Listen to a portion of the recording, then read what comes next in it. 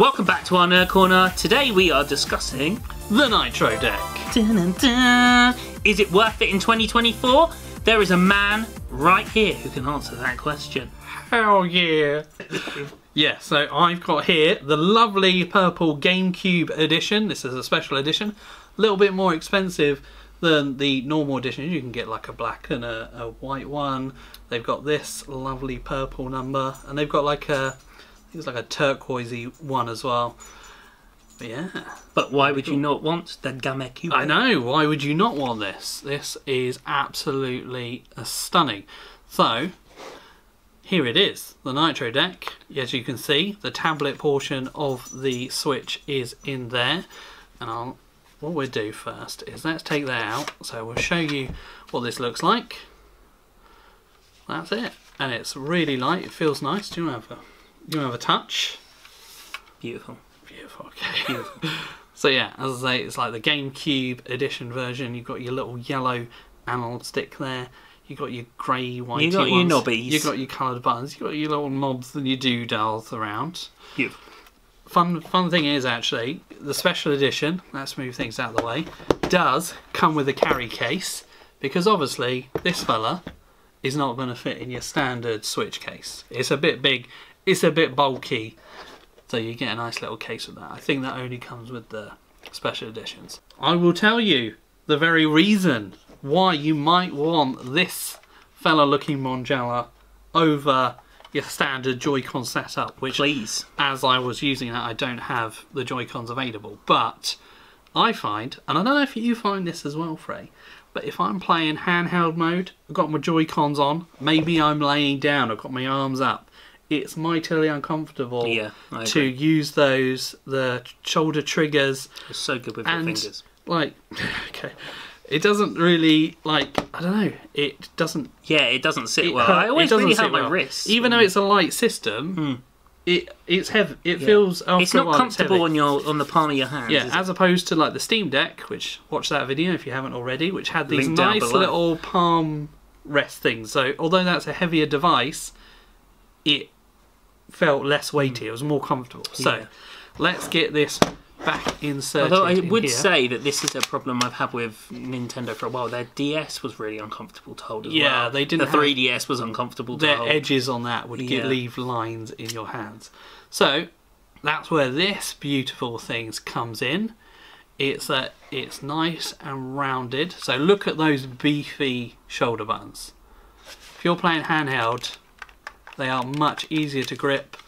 It adds like a good amount of chunk to the device, like that is thick. So, and the Nitro Deck itself is very light, so it doesn't really add that much weight to the whole Switch system. And these, although I was concerned about this guy, he looks a little bit far down on this side, but it actually is very comfortable to play. Now, good to know. It does come, this special edition, you get a very long USB-C cable, a little cleany clothy, and if I can get to them, you can pop on and off the little buttons. That one's got a bit dirty in there. So you can literally just plop that off. That easy. And you can change it for a different grippy. Now I like just this normal GameCube looking fella. It is that easy to just pop these off, and apparently these are called Hall Effect joysticks, which apparently they're better than normal Joy-Con ones. They don't suffer from drift, and they're easily more replaceable than the Joy-Cons. So let's get this up and running. Right, I have one annoyance with this device, and only one, is that you can't wake up the device with the home button.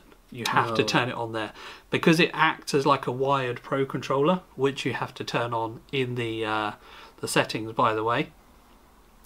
You have to do that.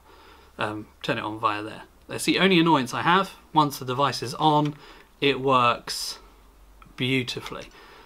So that will load up a game here. And then you have everything normal. That does work like a normal home button now. You got your plus, your minus, you got your buttons, and you have a selection of back buttons like the Steam Deck. and you can map these however you want. You can map them to the triggers, to any button configuration you want, or you can turn them off completely like I have done, and it just gives you a lot more flexibility in how you want to play. Very nice. So yeah, it's very cool.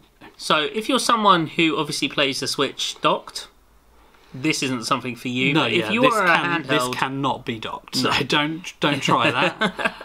So if you are someone who wants to play on the go, you think this is the ultimate way to enjoy the Switch? I think so. Yeah, it does add a lot of like heft, not weight. It's just the size. So that's why the special edition is really cool, because it gives you a case with it. But in terms of playing, like, this feels like you're using a Pro Controller. The triggers are so much better. You know, you can still do the old gyro on Zelda with your bow and the arrows, which I really like to do. And to be honest, these joysticks feel so much better than the Joy-Cons. Like, it's so much more comfortable to play.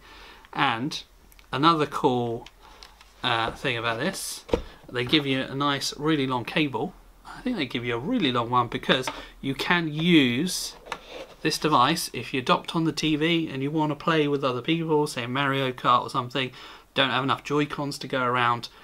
The Nitro Deck itself can be used as a wired controller. Wow, which is really awesome. So the versatility of this thing is absolutely amazing, and since it's been released, they go on sale all the time.